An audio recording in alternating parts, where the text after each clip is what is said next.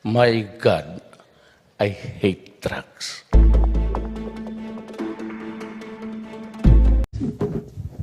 Morning, sir. Yes, good morning. Sir, Presidential son Paolo Duterte posted on his Facebook account list of groups and individuals, which includes Vice President Lobredo, Justice Carpio, some journalists, and even top companies in the country, allegedly plotting against the government.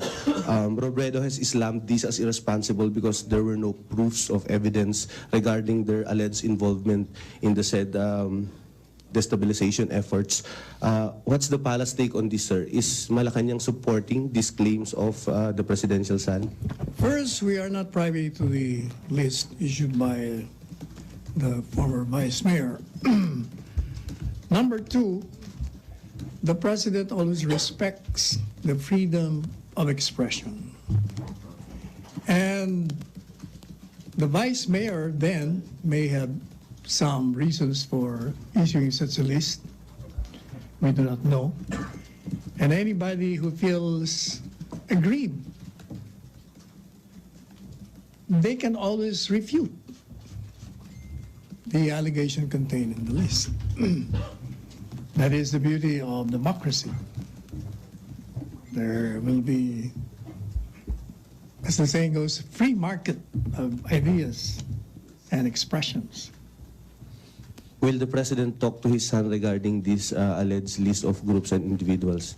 The president, as a policy, doesn't talk to the children with respect to their principled positions or political decisions.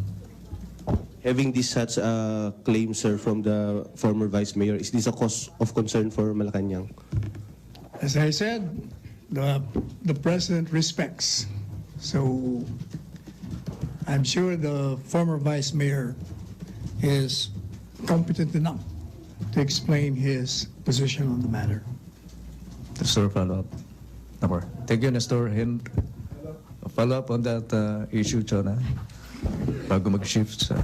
Pero sir, this statement coming from a presidential son and concerning the president, isn't the palace bothered about it?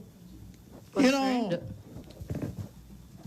the former vice mayor is a son, and all sons will react to any plot, any conspiracy that he perceives to be against a father. So it is his right to react on certain things that he knows that we do not know of.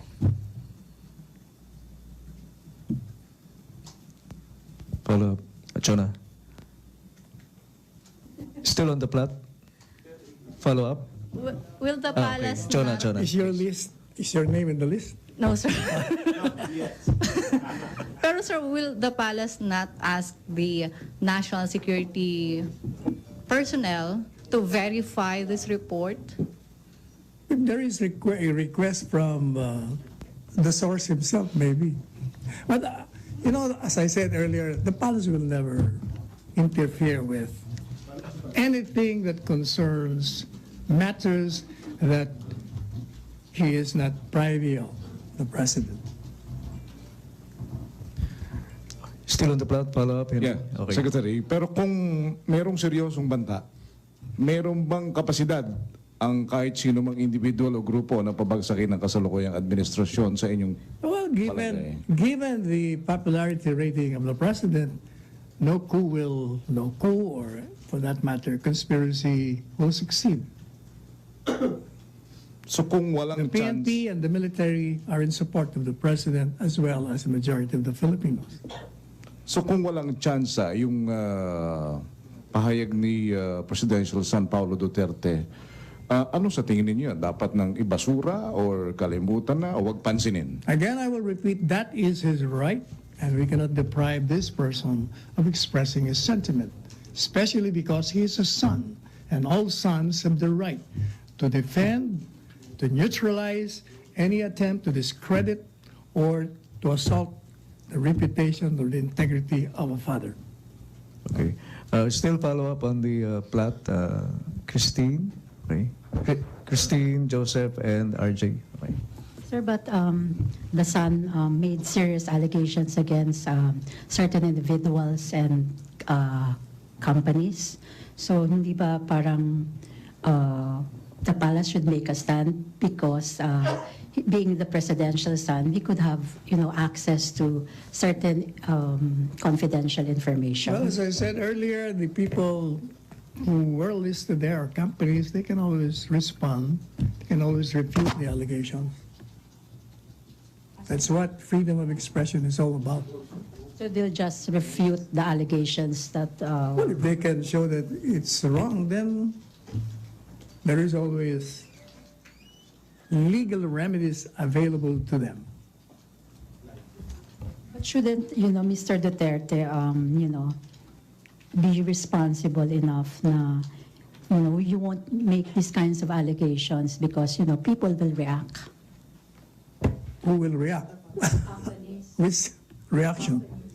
But as I said, they can always refute. The president will not interfere. Christine, okay na? Okay. Joseph, and after Joseph, RJ, doon sa plan. Sir, you said this is a freedom of expression? Yes.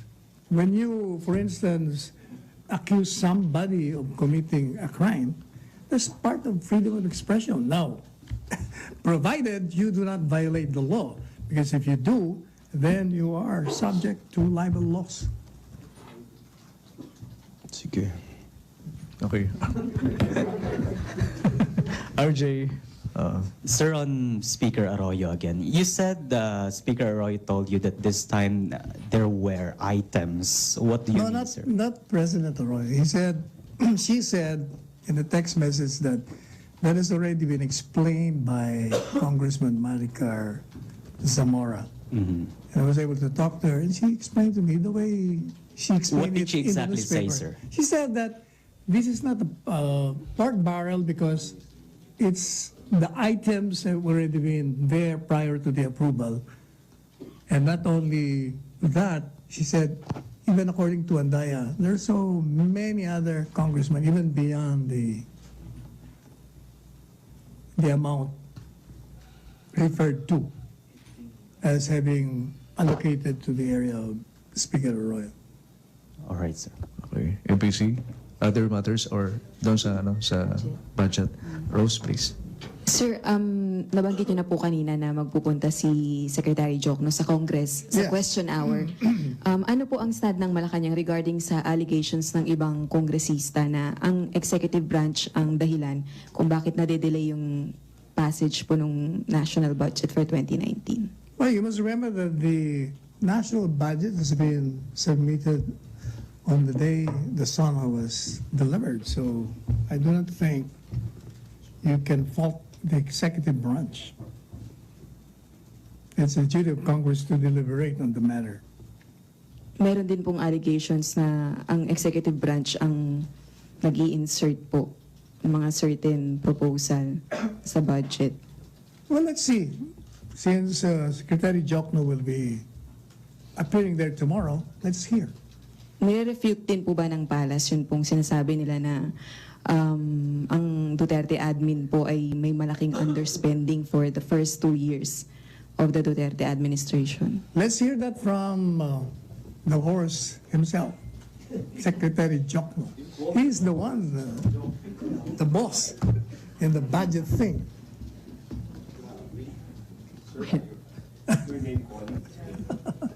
Okay na, Thank you, sir. Rose. Thank you. Salamat. Other matters, MPC? Okay, other matters. Joseph? Sir, sa martial extension, Yes. last Friday it was announced that the President has already requested Congress to Yes. extend. Do we have the document as to maybe that will outline the basis for the I extension? do not have a copy. Maybe we can ask the office of the ES. Yeah, there's a schedule already for the special session, do you think? I do not know. I have no info on that. You can elaborate perhaps on the basis of extension? No, Request for according to extension. Congress, they will have to see whether they agree on the factual basis under which the extension is being asked. And that's supposed to be their duty. Yeah, but So let's just wait. of course, on the basis the government has basis to extend it, I'm sure, Executive. otherwise it will not recommend. which is Which is, according to the Secretary of National Defense, the threat remains. There's still, the rebellion is still going on. So the same grounds given the Congress when it extended martial law. Okay, Joseph. Thank you, Joseph. NPC, questions? If there are none. Okay. Yeah, Christine, habol natin. Sige, Christine. Sir, this morning, Senator Risa Ontiveros said that the president is the singlest... The what? Wait, sir. I'll get it right. She said that the president is the single biggest threat to human rights in the country, and she attributed, among others, it on the war on drugs. Is this a fair statement, sir? She's entitled to her opinion. She's been saying that since she became a senator or after the assumption of the presidency. So the president respects human rights, sir. Of course, we've been saying so, and we have shown it. We prosecute people who violate human rights. Christine. NPC? Follow up? Sir, Okay, Jonah. how will you describe yung human rights situation sa Pilipinas ngayon?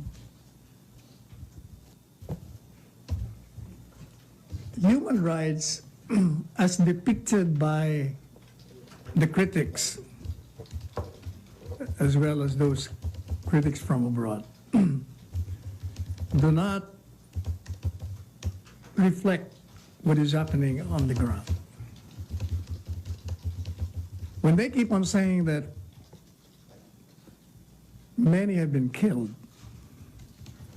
they make it appear as if the killings are state-initiated. But we have repeatedly said that the fact alone that policemen are killed during operations will already rebut the theory that this is state-initiated.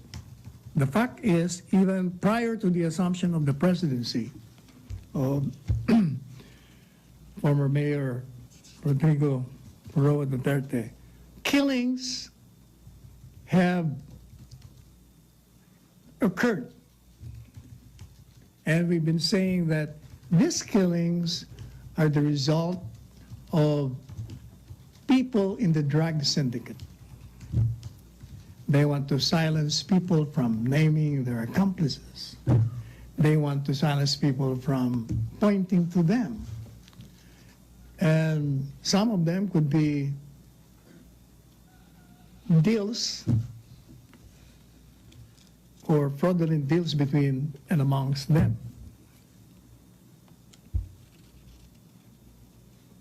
Killings only come in connection with police operations when the suspects resist violently and endanger the lives of those in the operation. And as we have shown in the Keon case, it was the president himself who ordered the arrest and the detention, and he categorically stated that such conviction cannot yield to a pardon from him because it was done intentionally and not in accordance with the duty imposed to the policeman by law. Okay, Jonah, no more follow-up. NPC, questions? No more?